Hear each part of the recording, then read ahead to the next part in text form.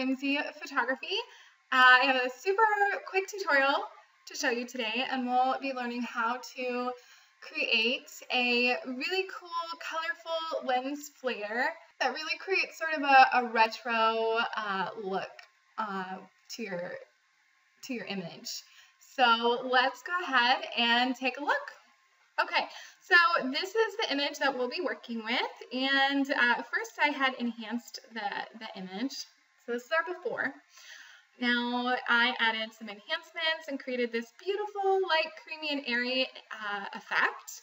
If you like this enhancement, go ahead and click at the top left-hand corner of your screen, and you can see exactly the steps that I had taken and used on this image right here.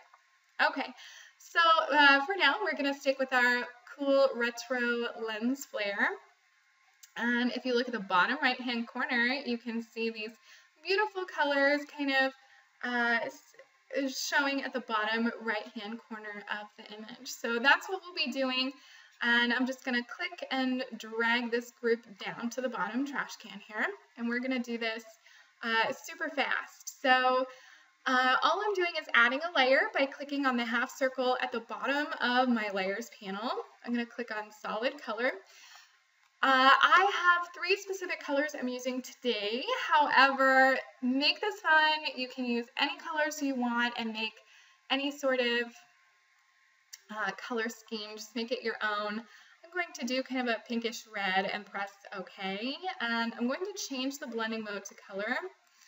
Now I'm going to click on my white rectangle, which is my built-in layer mask, and I'm going to press Control or Command I to cover it up. Remember, working with layer masks, black conceals and white reveals. So let's add another layer, solid color. This time I'm going to add a greenish color, press OK. I really don't have any specific color tones that I'm selecting. I'm just kind of winging it here. Again, we're going to use color as the blending mode. Click on the rectangle, Controller Command I. One more color. I'm going to add a blue. Okay, Control or Command I. And now I can have some fun with it. Now I'm definitely going to change the opacities. Should have done this earlier, but I'm going to change them each by clicking on the layer and changing the opacity to about 35%. And you can always go in and play with that later on. Okay, so I'm going to go back to my reddish, pinkish tone, and I'm just going to paint that on here. Okay, let's go up to the green.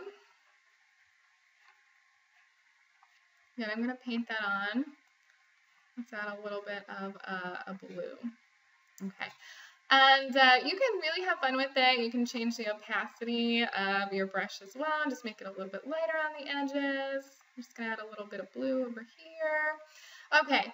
And now notice also you can go in, these colors are still light and airy for this image. However, I can go in and play with the blending modes. Maybe switch it to soft light. See what happens when I bring the saturation up. It's still pretty light and airy. I really like that. Or I can change it to overlay. Now you're getting sort of a brighter tone. Let's see, maybe keep that at 40. I can switch this to overlay and see what happens. So it's a little bit brighter. I like to play with the blending modes quite a bit just to see what you're getting with an image. But this is really fun to do, especially with, I've got her on a sidewalk in this image, but if you're doing some street photography or just something outdoors in a field, be creative. It's super fun to just play with and add a little bit of extra pop to your images. And I hope you guys learned something new today and enjoyed this tutorial.